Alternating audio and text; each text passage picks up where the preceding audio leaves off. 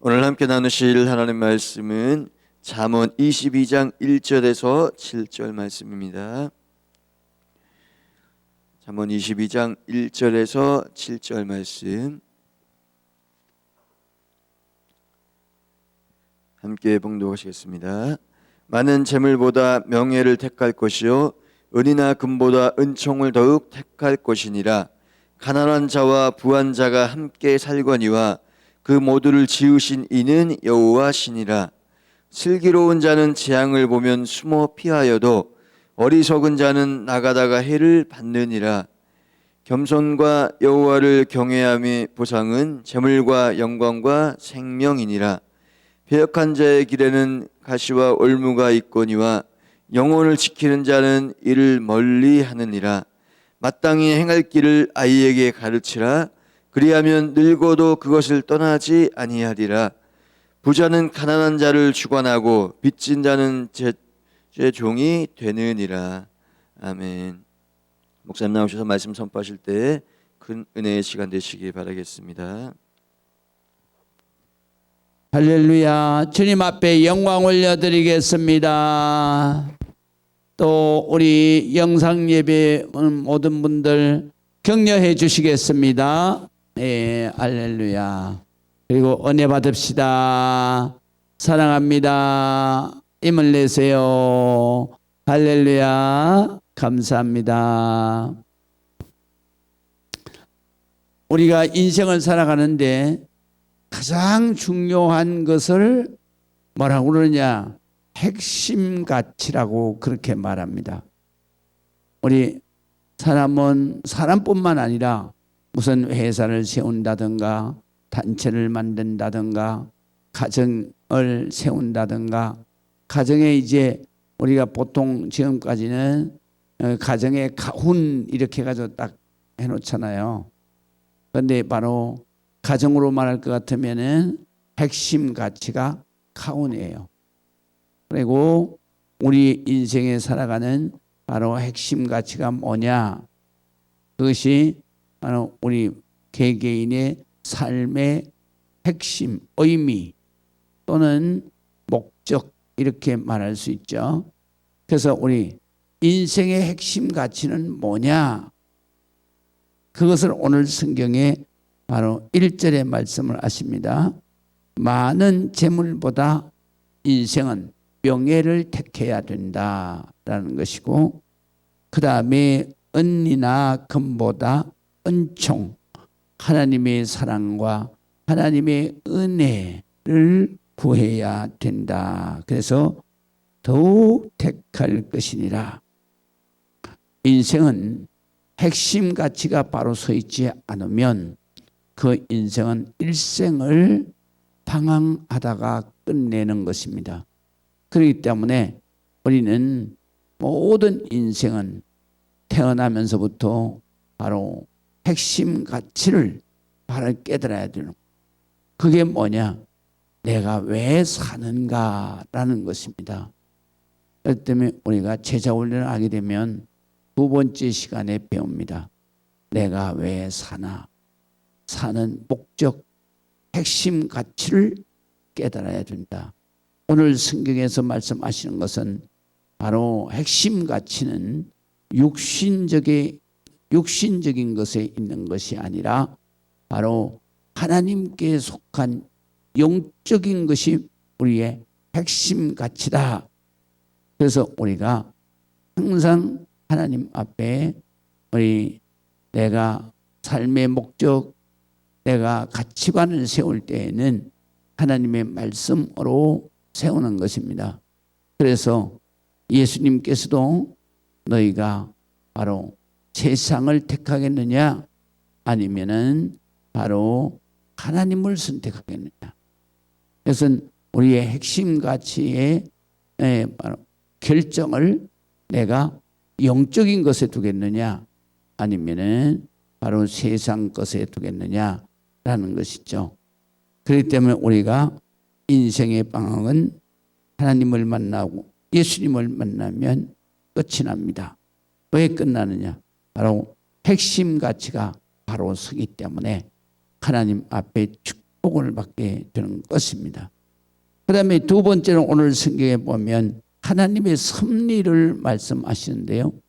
하나님의 섭리는 왜 이 세상에는 우리 인간 생각은 하나님이 사랑으로 만드셨다 그러면 모든 사람들을 다 이 부자로 살게 하시지 왜 사람들을 가난한 사람 가난하게 살게 하시나, 특별히 나를 가난하게 살게 하시나 그랬는데요. 오늘 성경에 보게 되면 하나님의 섭리는 가난한 자와 부자가 함께 사는 것입니다. 그래서 그 모두를 지으신 이는 여호와시니라. 그러니까 가난한 자와 부자가 함께 살도록 되어 있어요. 이 세상은. 그렇기 때문에 가난은 국가도 막을 수가 없다 그러잖아요. 이런 말씀에 비추어 보게 되면 바로 사회주의 핵심 가치가 바로 잘못됐다라는 것을 우리가 깨닫게 돼요. 사회주의는 뭐예요? 가난한 자가 없이 다 같이 잘 사는 거잖아요. 그래서 잘 사는 건데 하나님의 말씀은 절대로 그렇게 되어 있지 않아요. 그렇게 되는 것은 공평하지 않은 거예요. 왜 공평하지 않은 거냐? 아니, 성경에 보게 되면 사람은 자기가 심은 대로 거두게 돼 있고 자기가 행한 대로 거두게 돼 있어요. 이게 공평한 거예요. 왜냐하면 열심히 일하는 사람은 그래서 달란트의 비유가 공평한 거예요. 그래서 열심히 일하는 사람은 5달란트를 벌어서 바로 하나님 앞에 복을 받고 살고, 그 다음에 게으르고 불성실한 사람은 1달란트까지도 빼앗기게 되는 거예요. 그렇기 때문에 가난하게 살 수밖에 없어요. 그래서 하나님은 이 세상에 가난한 자는 자기가 심은 대로 오는 가난이에요. 그 다음에 부한 자는 자기가 심은 대로 거두는 축복이에요. 그런데 사회주의의 이론은 뭐냐면 바로 가난한 자와 부한 자가 공평해야 돼. 이게 공평하다는 거죠. 아니, 공평한 게 아니에요. 아니, 결론적으로는 성실하게 일한 사람의 것을 빼앗아다가 게으르게 사는 사람을 갖다 준다는 거예요. 그래서 이번에 선거에도 기본 무슨 기본 주택 기본 돈 주는 걸 뭐라 그래요? 기본 무슨 돈 주는 거, 이거는요 불공평한. 이러면 결국은 나라가 망하는 거예요. 그래서 사회주의 이론은 하나님의 말씀에서 반대되는 이론이에요. 그리고 사회주의 이론은 이것은 바로 우리 이 모든 사람을 현혹시키는 그런 사탄마귀의 이론이에요. 그렇기 때문에 우리가 기본 주택을 주자, 다 그 공짜로 준다는 얘기잖아요. 그래도 공짜가 어디 있어요, 세상에? 그건 뭐냐면 돈을 많이 성실하게 일한 사람이 낸 세금을 가지고 그 다음에 가난한 사람을 놀고 그 다음에 게으른 사람을 먹여 살린다는 얘기거든요. 이거는 진리가 아니고 공평이 아니에요. 그렇기 때문에 모든 사람, 사회주의 국가에서는 누구도 내가 열심히 일하려고 하는 사람이 한 사람도 없는 거예요. 그러니까 그 나라가 망할 수밖에 없는 거예요. 그래서 등소평이 뭐라고 그랬냐면 사회주의 그거는 우리가 사는데 그거는 백해무익한 것이다. 그러면서 이 중국이 정치 체제는 사회주의로 하고 그 다음에 공산주의로 하고 그 다음에 경제는 자본주의 시장 경제로 돌린 거예요. 그러면서 한 말이 뭐라고 그랬냐면 검은 고양이나 흰 고양이나 쥐를 잘 잡는 놈이 잘 사는 거다. 그럼 그것은 무슨 얘기냐면 사회주의 이론이나 그 다음에 자본주의 이론이나 백성이 잘 살게 하는 그것이 바로 우리가 선택해서 살아야 할 그 이론이다 이거요. 사상이다 이거요. 그래서 그들은 정치는 사회주의로 하고 그 다음에 경제는 자본주의 시장 경제로 돌린 거예요.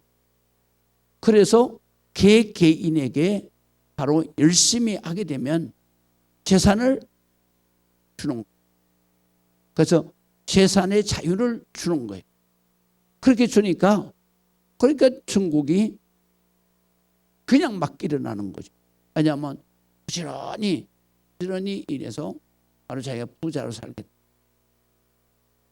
그러니까 이 성경에 있는 말씀은 자본주의 바로 시장 경제예요. 항상 뭐냐면 내가 심은 대로 거두. 부지런히 일해서 부지런히 거두는 거예요. 그리고 그 다음에 우리가 열심히 일한 사람은 열심히 일한 대로 대가를 받는 거예요. 그래서 오늘 2절에 있는 말씀은 바로 그런 의미를 가지고 있어요. 가난한 사람이나 부자나 이 세상에 다 함께 살게 했다. 왜? 지으신 분이 가난한 사람도 그 다음에 부한 사람도 다 하나님이 지으셨기 때문이다. 그래서 게으른 사람은 이 가난하게 살 수밖에 없는 거예요. 그래서 우리 하나님께서는 우리가 이렇게 바로 열심히 일하고 땀을 흘려서 살도록 그렇게 하셨다. 그 다음에 오늘 성경에 보면 4절에 겸손과 하나님을 경외하는 여호와를 경외함의 보상이 뭐냐? 그러니까 겸손과 하나님을 경외 보상은 재물과 영광과 생명이다.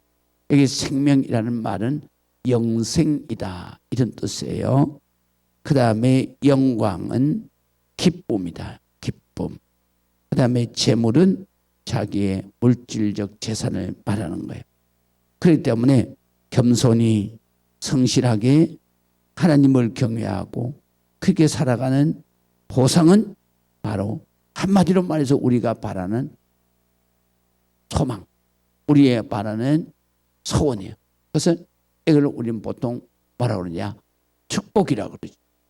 그래서 육신적으로는 재물이 있어야 자유롭고 그 다음에 또 우리 영혼은 항상 기쁨이 넘치는 그런 삶을 살게 되는 것이고 그 다음에 우리는 목적이 뭐냐? 바로 죽음을 넘어서 영생이 우리의 목적인데 바로 그 축복, 이것이 영육간의 축복을 말하는 것입니다. 그 다음에 5절에 보게 되면은 패역한 자의 길에는 가시와 그리고 올무가 있지만 영혼을 지키는 자는 이를 멀리 하느니라. 그래서 여기 패역한 자라는 뜻은 무엇이냐면요, 두 가지 의미가 있어요. 하나는 뭐냐면 거짓을 통해서 죄를 지은 것을 말하는 것이고 그 다음에 또 하나는 행동에 있어서 성실하지 못하고 그리고 게으른 죄를 말합니다.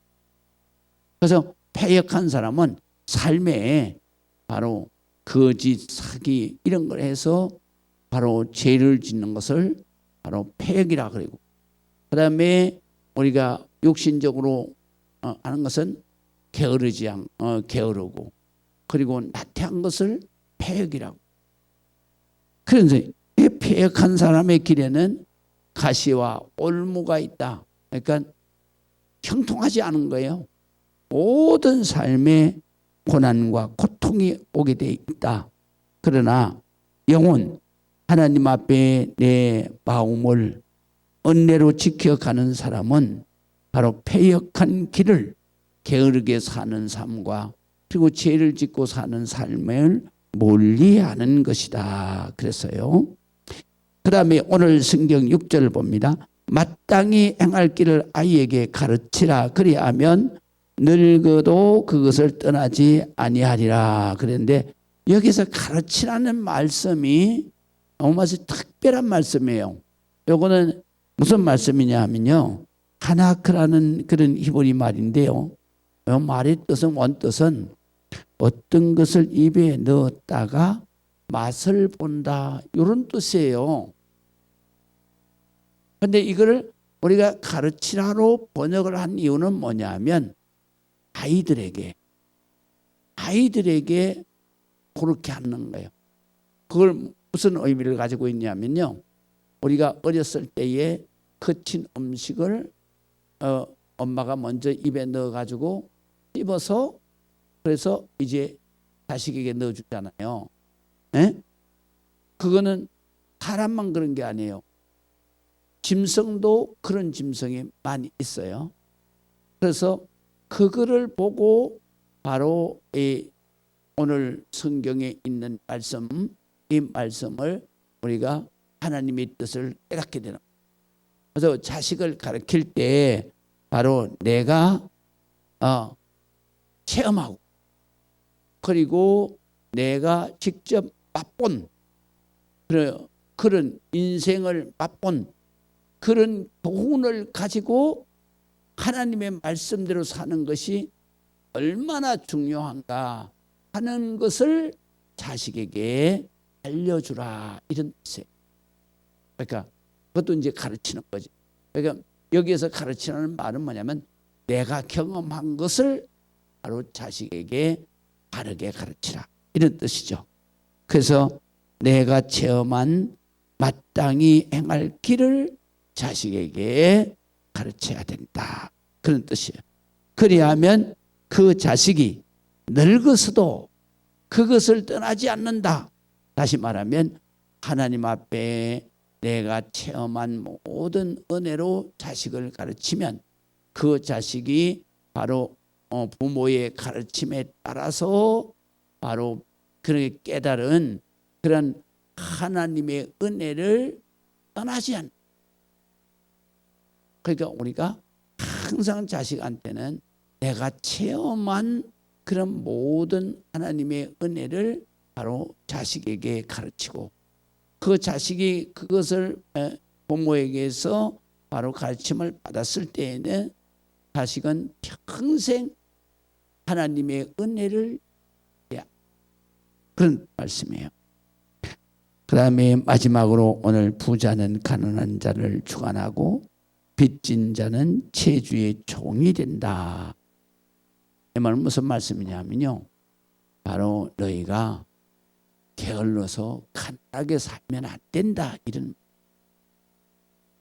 그래서 가난하게 살면 가난한 사람은 부자의 뭐가 돼요? 부자가 가난한 사람을 주관하게. 그 다음에 또 빚진 자는 채주에게 종이 될 수밖에 없어요. 그렇기 때문에 우리 하나님의 백성은 항상 성실하고, 그 다음에 하나님 앞에 축복을 받아서 영적으로나 육적으로나 부유로운 삶이 바로 하나님의 우리에게 바라시는 소원이, 너희가 이런 성실하게 살아서 내가 이 땅 위에 가난하고 그리고 빚진 자로 살지 말아라. 그래서 하나님은 항상 우리에게 영육간의 부자가 되기를 원하십니다. 기도하시겠습니다. 아버지 하나님의 은혜를 감사합니다. 주님 영광 받으시고 하나님 크신 은총을 허락해 주옵소서. 이 대환란의 때에 우리 성도들 다 부지런하게 기도하고 성실하게 하나님 일에서 하나님 앞에 축복으로 일생을 살고 자식에게 바른 것을 가르쳐서 하나님 대를 이어가며 하나님을 떠나지 아니하고 하나님의 축복 안에 살게 하옵소서. 예수 그리스도의 이름으로 기도합니다. 아멘.